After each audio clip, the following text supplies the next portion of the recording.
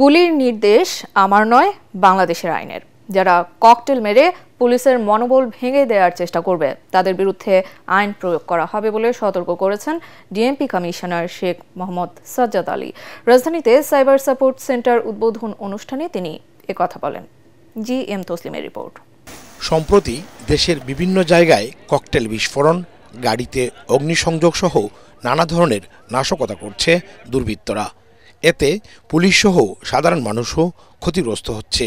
যারা এই ধরনের কাজ করে পুলিশের মনোবল ভাঙার চেষ্টা করছে তাদের বিরুদ্ধেই আইন প্রয়োগের পাশাপাশি এসব না করার আহ্বান জানান ডিএমপি কমিশনার। আমার নিরপরাধ অফিসার রাস্তা দিয়ে থানার সামনে ছিল, আপনি নিরপরাধ মানুষটিকে এইভাবে ককটেল মেরে আহত করলেন। ঢাকা মেট্রোপলিটন পুলিশ অভ্যুত্থানের পরে অনেক ভঙ্গুর অবস্থায় ছিল।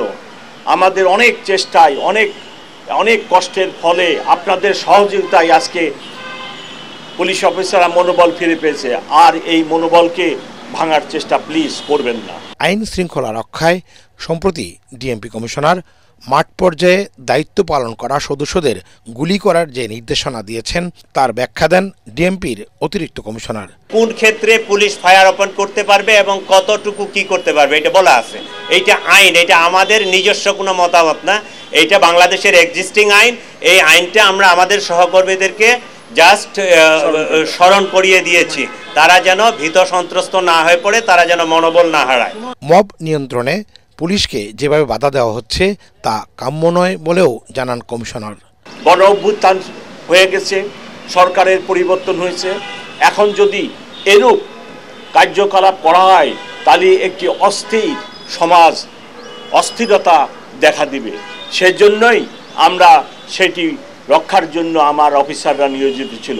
কিন্তু এরূপ ব্যবহার আমাদেরকে বড়ই মর্মাহত করেছে। আমরা এরূপ ব্যবহার কোনো শিক্ষিত বুঝবান মানুষের থেকে আশা করি না। সাইবার অপরাধ দমনে এই সেন্টার চালু করেছে ডিএমপি। এর মাধ্যমে ভুক্তভোগীদের 24 ঘন্টা সেবা দেওয়া হবে। G M Taslim, ATN Bangla, Dhaka.